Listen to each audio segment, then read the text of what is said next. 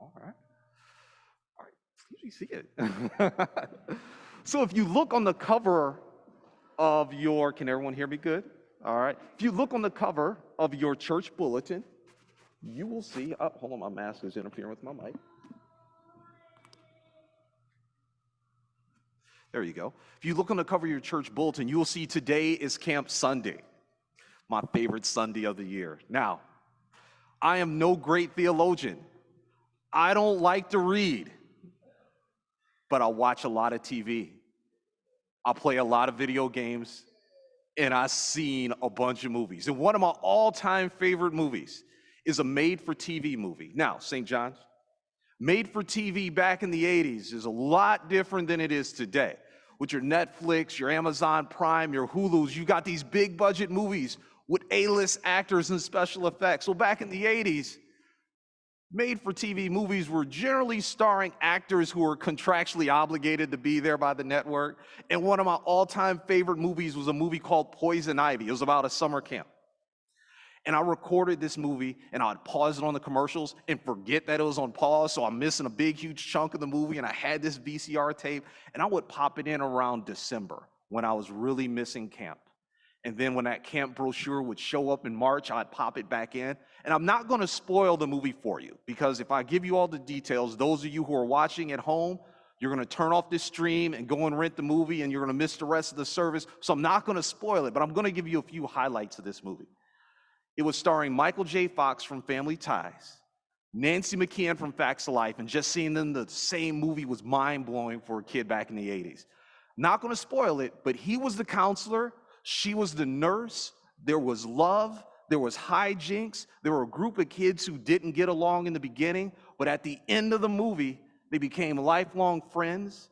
And as they were boarding the train back home, I know, it's a camp with a train, it blew my mind, but as they were boarding the train back home, they would turn to each other and say, hey, see you next summer. And back in the 80s, see you next summer was real. See you next summer was a vow. Because today, when you leave camp, you can hop on Snapchat, see what your friend is up to. You can hop on Instagram, see what they're eating. You can go on Facebook. You can send them a free text message. Back in the 80s, go ahead and call your camp friend. Watch what happens.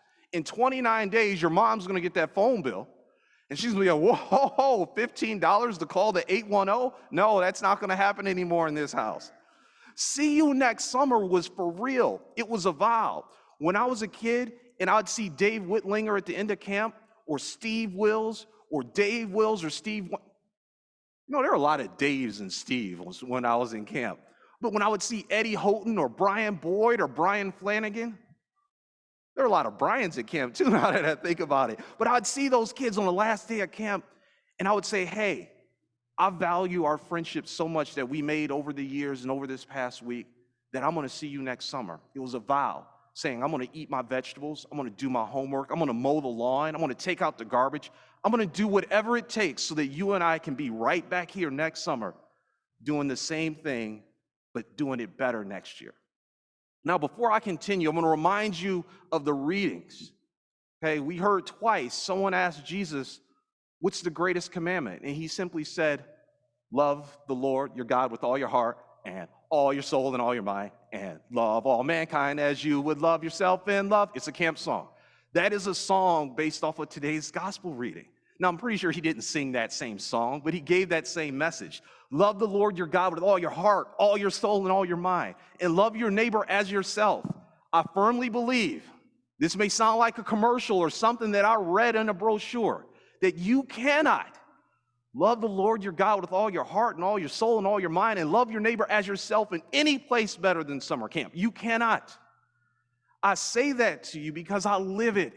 Just these past 3 weeks, I've been to a basketball game with a friend of mine who I made in 1992 when we were camp counselors together. We hadn't seen each other in probably a year, but we didn't skip a beat.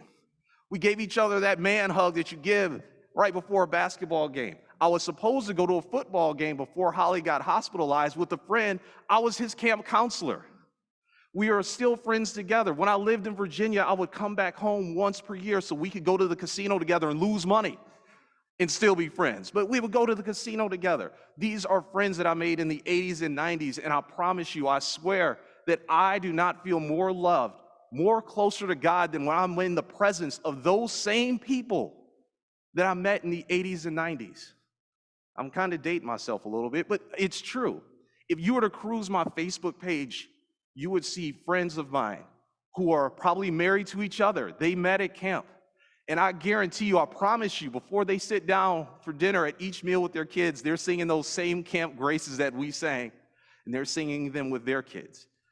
We are godparents to each other's children, best men and maids of honors at each other's weddings. I can't tell you how many friends of mine who I've spoken at their classes because they're now teachers. These are lifelong friendships that are made at camp in a loving Christian community that can't be duplicated anyplace else. I had Boy Scout friends. I had friends on the basketball court. I had friends on the soccer field. I had friends at school. You can't do the same things with those friends as you can at camp. At camp, we had agape meals. Let me tell you about agape meal. At 10 years old, I hated them, but I get them now. It was a meal where you sit down with your bunkmate and your friend, and they would drop this plate of food, and you were not allowed to feed yourself. You had to wait for your neighbor to give you a handful of chicken fingers. That's right, a handful of chicken fingers. And say, hey man, have some chicken fingers. Have some potato wedges. Have some stewed tomatoes that are being fed to kids for some reason, but here, have those. And you couldn't feed yourself. You had to wait for your neighbor to do it. In the military, we were taught shared hardship brings the group closer together. Usually we were doing push-ups when they told us that. But at camp, shared hardship is out on the volleyball court when you're taking on the arch enemy, those kids in that cabin next door. And there is nothing like beating those kids and raising your hand in victory, and it brought us together. I don't know what defeat does because I never tasted it, but I'm sure those kids who lost were brought closer together too. Let me tell you about foot washings. Jesus was onto something with the foot washing. We would have foot washings at camp. Do that at Boy Scouts. It would go terribly.